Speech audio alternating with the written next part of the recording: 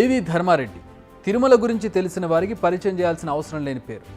తిరుమలలో ఈవోగా ఆయన సుదీర్ఘకాలం పనిచేశారు. ఎప్పుడైతే వైసీపీ ఓడిపోయిందో ఆయనపై ఒక్కసారిగా ఆరోపణలు, విమర్శలు పెరిగాయి. అధికారాన్ని అడ్డుపెట్టుకుని ఇన్నాళ్ల పాటు చేసిన అరాచకాలు బయటకు వస్తున్నాయి. ఇప్పుడు అదే జరుగుతున్నట్టుగా అనిపిస్తోంది పరిస్థితులను చూస్తుంటే. 30/4/2023 సార్ లోక్ అదాలతులు పెట్టి, అంటే ఇద్దరు ఉద్యోగస్తుల మధ్య టీటీడీకి ఒక ధార్మిక సంస్థకు ఒక ప్రభుత్వ ఉద్యోగి చేసిన తప్పుకు లోక్ అదాలతులు పెట్టి ఆ కేసు కొట్టివేయడం జరిగింది అధ్యక్ష. దాదాపు ఆ సివి రవికుమార్ అనే అతను దాదాపు గత అనేక సంవత్సరాలుగా పరకామలో పనిచేస్తూ 200 కోట్ల రూపాయలు ఆయన అక్రమంగా బయటికి తరలించినాడనే అభియోగాలు ఉన్నాయి అధ్యక్ష.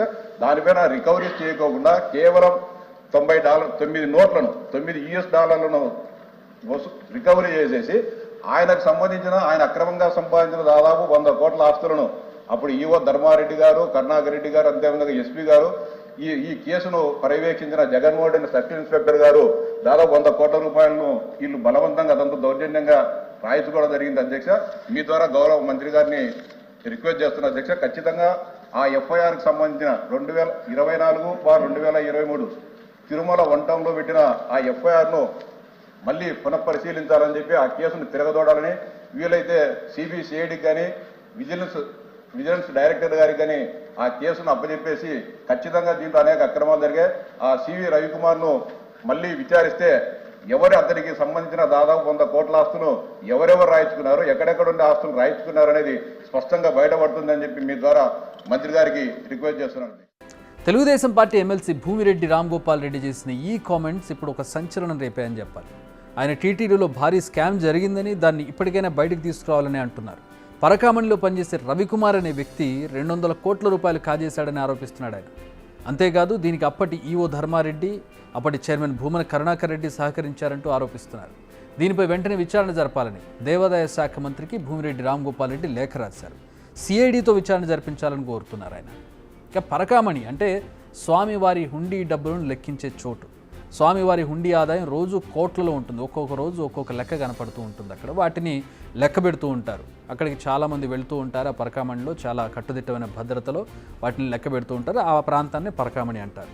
ఇందులోనే రవికుమార్ అనే వ్యక్తి పనిచేసేవాడు. సెక్యూరిటీ చెక్లో తాను కాజేసిన డబ్బు దొరకకుండా శరీరంలో చిప్ అమర్చుకున్నట్టుగా తెలుస్తోంది. అయితే గతేడాది ఏప్రిల్ 29 రెడ్ హ్యాండెడ్గా పట్టుబడ్డాడు. స్వామివారి డబ్బును దోచేసిన వ్యక్తిపై కఠిన చర్యలు తీసుకోకుండా అప్పటి TTD EO Dharma Reddy, chairman Bhumana అతనికి బెయిల్ ఇప్పించారు.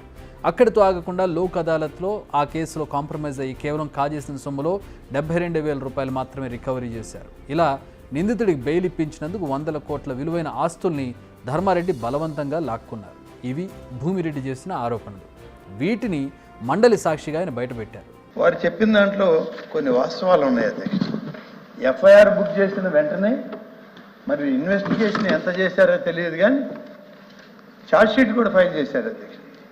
ఛార్జ్షీట్ ఫైల్ చేసినటువంటి కొద్ది రోజుల్లోనే లోకాయుక్తలో పెట్టి కాంప్రమైజ్ పిటిషన్ కింద దాన్ని సెటిల్మెంట్ కూడా చేశారు అధ్యక్ష. ఇది జరిగిన వాస్తవం. అయితే దీని మీద లోతుగా విచారించాలనేటువంటిది అవసరం ఉంది అధ్యక్ష. దీనిలో ఎవరెవరు ఇన్వాల్వ్ అయ్యారనేది మన రామ్గోపాల్ రెడ్డి గారు ఇచ్చినటువంటి లెటర్లు అయితే ఇప్పటికే మేము దానికి సంబంధించి టీటీడీ నుంచి నివేదిక అడిగాం. దీనికి సంబంధించి వారు చెప్పిన దాంట్లో మరి ఒక సర్కిల్ ఇన్స్పెక్టరు ఉన్నాడు, అట్లాగే అప్పటి టీటీడీ బోర్డు చైర్మన్ ఉన్నారు, అప్పటి ఈవో ఉన్నారు, అప్పటి తిరుపతి సూపరింటెండెంట్ ఆఫ్ పోలీస్ కూడా ఉన్నారు. అంటే డెసిగ్నేషన్స్ మాత్రమే చెప్తున్నాను అధ్యక్ష. వ్యక్తిగతంగా వాళ్ళ పేర్లు చెప్పడం అంత సమంజసం కాదు కాబట్టి నేను ఇక్కడ ఆ పేర్లు ప్రస్తావన చేయడం లేదు. కానీ నా ఇచ్చినటువంటి లెటర్లో మాత్రం చాలా స్పెసిఫిక్గా నేమ్స్ తోటి రామ్గోపాల్ రెడ్డి గారు నాకు ఆ నివేదిక ఇవ్వడం జరిగింది అధ్యక్ష. కానీ ఇది జరిగినటువంటి దానిలో చాలా అనుమానాలు ఉన్నాయి. ఆ అనుమానాల మీద నివేదికలు అడిగాం. దాని మీద ఎంక్వైరీ కూడా చేయాలనేటువంటిది ఇవాళ ఉన్నటువంటి పరిస్థితి అధ్యక్ష. ఇదే విషయంపై దేవాదాయ శాఖ మంత్రి ఆనం రామనారాయణ రెడ్డి స్పందించారు. విచారణ సరిగా జరగలేదన్న ఆరోపణలు వచ్చాయని, దీనిపై చర్యలు తీసుకుంటామన్నారు. ఇప్పుడు ఏపీ పాలిటిక్స్లో భూమిరెడ్డి రాసిన లెటర్ ఒక సంచలనం. ఇదేం చిన్న ఆరోపణ కాదు. దీనిపై దేవాదాయ శాఖ ఎలా స్పందిస్తుంది, దీనిపై సిఐడి ఎంక్వైరీ చేస్తారా అనేది ఉత్కంఠగా మారింది. ఎందుకంటే తిరుమల అనేది ఇప్పుడు ఒక్క ఆంధ్రప్రదేశ్ ప్రజలకు మాత్రమే కాదు, దేశవ్యాప్తంగా అదేవిధంగా ప్రపంచవ్యాప్తంగా ఉన్నటువంటి చాలామందికి ఆయన ఇష్ట దైవం.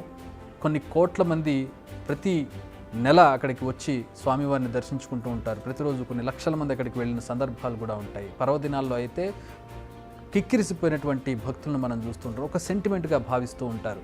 అసలు టీటీడీ అనేది ఒక ప్రపంచంగా కొనసాగుతుంటుంది. కొండ పైన ఒక ప్రపంచం అక్కడ కనబడుతూ ఉంటుంది. సో ఇంతటి ప్రాశస్త్యం ఉండి ఇంతటి ప్రాముఖ్యత ప్రజల్లో ఉన్నటువంటి ఈ ప్రాంతంలో అవినీతి, అది ఈ స్థాయి అవినీతి జరగడం అనేది నిజంగా సంచలనమే.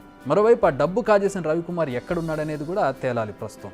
నిజానికి ధర్మారెడ్డిపై అనేక ఆరోపణలు మొదటి నుంచి వినిపించాయి. తన నిర్ణయాలతో ఎప్పుడూ వార్తల్లో ఉండేవారు ఆయన.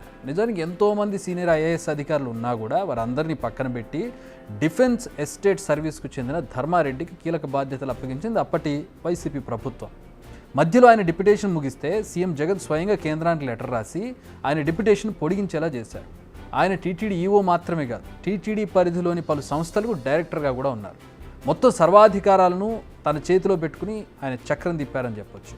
అయితే ధర్మారెడ్డి తీసుకున్న నిర్ణయాలు వివాదాస్పదమయ్యాయి అనుకున్నాం కదా. అందులో మొదటిది భక్తులకు కోపం తెప్పించింది మాత్రం క్యూ లైన్లలో ఉన్న వారికి భోజనం అందించకపోవడం. తిరుమలకు వచ్చిన భక్తులు దర్శనం కోసం ఇబ్బందులు పడిన సందర్భాలు ఉన్నాయి, కానీ భోజనానికి ఇబ్బందులు పడిన సీన్స్ మాత్రం ఎప్పుడూ లేవు. కానీ గత 5 ఏళ్లలో ఆ సీన్స్ కూడా కనిపించాయి. ఖర్చులు తగ్గించే పనిలో భాగంగానే ఈ దారుణ నిర్ణయం తీసుకున్నారు. అంతేకాదు, ఎవరైనా విమర్శలు చేస్తే వారిపై కేసులు పెట్టడం, ఉద్యోగ కార్మికుల విషయంలో కఠినంగా వ్యవహరించడం, ఉద్యోగ సంఘాల నేతలను సస్పెండ్ చేసే వరకు వెళ్ళడం, ఇలా అనేక విమర్శలు ఉన్నాయి ఆయనపై. కానీ అధికార పార్టీకి కావాల్సిన మనిషి అని చెప్పి ఎవరూ నోరెత్తకుండా ఉండేవారు. ఆయన అధికారం కూడా కంటిన్యూ అయ్యేది. ఇక బ్రేక్ దర్శనాల టికెట్ల జారీలో అవకతవకలు కావచ్చు, విరాళాలను మళ్లించడం, స్వామివారి ప్రసాదాల క్వాలిటీ తగ్గించడం, టీటీడీని అడ్డం పెట్టుకుని వైసీపీకి విరాళాలు సేకరించడం, బడ్జెట్తో సంబంధం లేకుండా కాంట్రాక్ట్లు ఇవ్వడం, శ్రీవాణి టికెట్లలోనూ అక్రమాలకు పాల్పడడం, లేటెస్ట్గా పరకామణి ఉద్యోగిని అడ్డం పెట్టుకుని కోట్లు వెనకేశారన్న ఆరోపణలు, ఇలా అనేక ఆరోపణలు ఎదుర్కొంటున్నారు ధర్మారెడ్డి. నిజానికి ధర్మారెడ్డి వ్యవహారాలపై పూర్తి స్థాయిలో విజిలెన్స్ విచారణకు ఆదేశించింది ఏపీ ప్రభుత్వం. ఇంతలో మరో సంచలన విషయం వెలుగులోకి వచ్చింది. మరి దీనిపై ప్రభుత్వం ఎలాంటి నిర్ణయం తీసుకుంటుందో చూడాలి.